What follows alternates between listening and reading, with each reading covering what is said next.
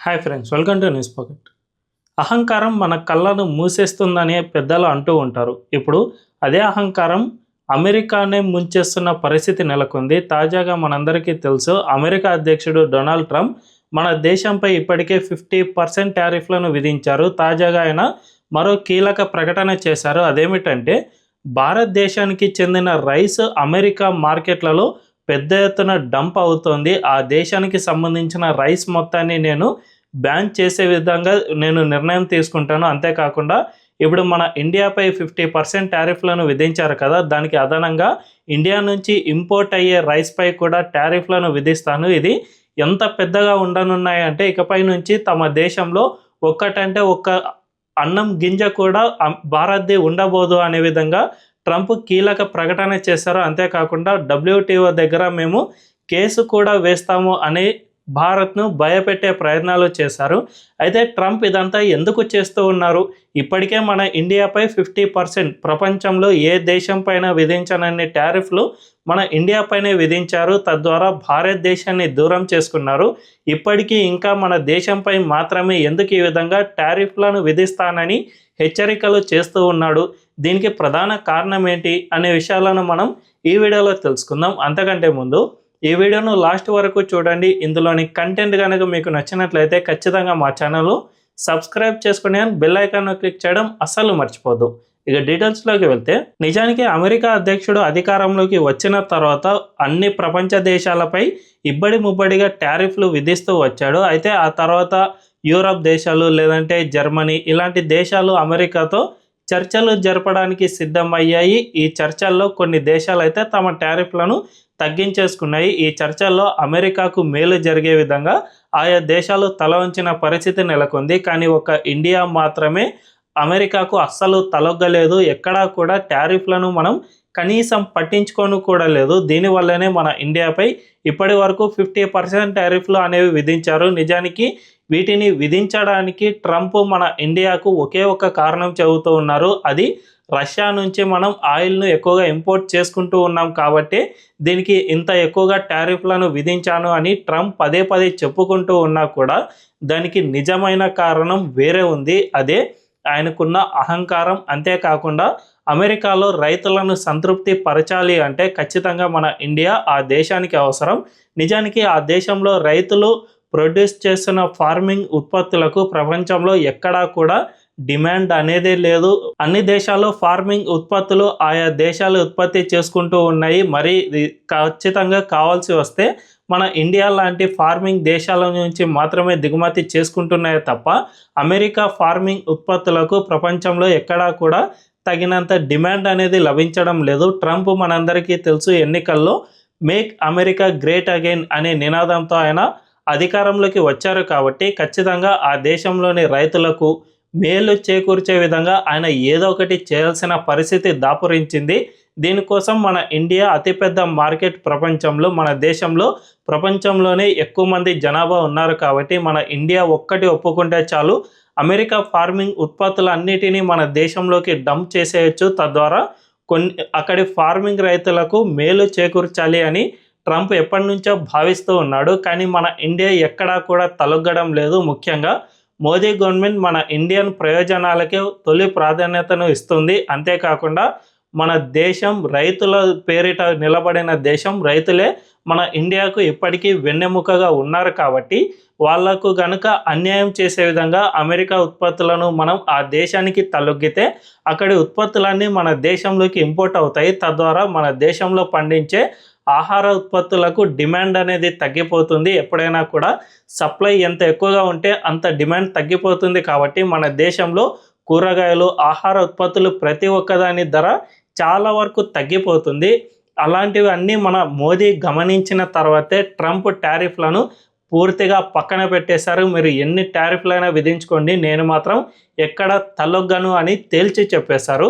అయితే ట్రంప్ ఇప్పుడు మన ఇండియన్ రైస్ పైన కూడా టారిఫ్లు విధిస్తాను అని హెచ్చరిస్తూ ఉన్నారు కదా, ఇది ఎంత అనాలోచిత చర్యో మనం ఇప్పుడు మాట్లాడుకుందాం. నిజానికి మన ఇండియాలో పండే రైస్ అనేది మొత్తం ప్రపంచవ్యాప్తంగా 172 దేశాలు ఇంపోర్ట్ చేసుకుంటూ ఉన్నాయి. అంటే దాదాపు అన్ని దేశాలు మన ఇండియా నుంచి రైస్ను పూర్తిగా ఇంపోర్ట్ చేసుకుంటూ ఉన్నాయి. ఇరాన్, ఇరాక్, ఆఫ్రికా ఇలాంటి దేశాలు అయితే దాదాపు 50 నుంచి 80% వరకు రైస్ను ఇంపోర్ట్ చేసుకుని అక్కడ తింటూ ఉన్నారు. కాబట్టి మనందరికీ తెలుసు ఎడారి దేశాలు ఎక్కువగా రైస్ అనేది పండదు, వీటికి ఎక్కువగా నీళ్లు కావాల్సి ఉంటుంది. మన ఇండియాలో అవి పుష్కలంగా ఉన్నాయి కాబట్టి మన ఇండియా నుంచి ఈ దేశాలు దిగుమతి చేసుకుంటూ ఉన్నాయి. ఈ విధంగా అమెరికా కూడా మన నుంచి 3% ఆఫ్ మన ఎక్స్పోర్ట్స్ను అక్కడ ఇంపోర్ట్ చేసుకుంటూ ఉన్నాయి. అంటే మనం రైస్ను ఎక్స్పోర్ట్ చేసే దాంట్లో 3% అమెరికాకు వెళ్తూ ఉన్నాయి. అయితే మన ఇండియాకు ఇది 3%, కానీ అమెరికాకు ఇది చాలా ఎక్కువ అని చెప్పుకోవచ్చు. అక్కడ ఉన్నది 30 కోట్ల జనాభా మాత్రమే కాబట్టి వాళ్ళకి ఇది చాలా ఎక్కువగానే కనిపించవచ్చు. ట్రంప్కు కూడా మన రైస్ కాకుండా మనం ఇండియా నుంచి ఇంపోర్ట్ చేసుకోవడం ఏంటి అనే విధంగా ఆయన మాట్లాడుతూ ఉన్నారు. నిజానికి అమెరికాలో రైస్ అనేది ఎక్కువ పండదు, మన ఇండియా నుంచి అక్కడ దిగుమతి చేసుకుంటూ ఉన్నారు.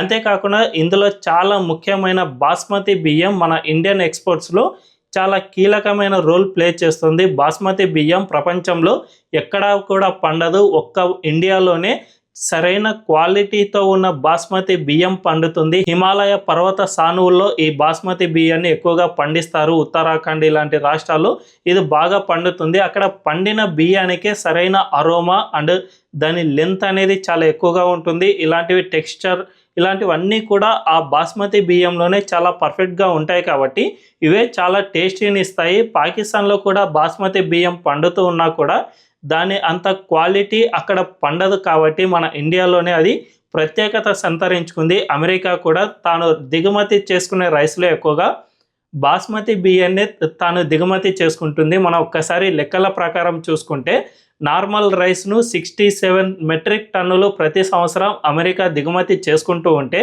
అదే బాస్మతి బియ్యం విషయానికి వస్తే 2,72,000 మెట్రిక్ టన్నులను దిగుమతి చేసుకుంటుంది. అంటే బాస్మతిలో 1/4 మాత్రమే నార్మల్ రైస్ను దిగుమతి చేసుకుంటుంది అని చెప్పుకోవచ్చు. దీన్ని బట్టి చూసుకుంటే అమెరికాకు బాస్మతి రైస్ కనుక కావాలనుకుంటే ఖచ్చితంగా మన ఇండియా దగ్గరకు రావాల్సిన పరిస్థితి ఉంటుంది. వేరే ఏ దేశంలోనూ ఈ రైస్ పండదు కాబట్టి మన ఇండియా నుంచి సచ్చినట్లు కొనాల్సిన పరిస్థితి ఏర్పడుతుంది.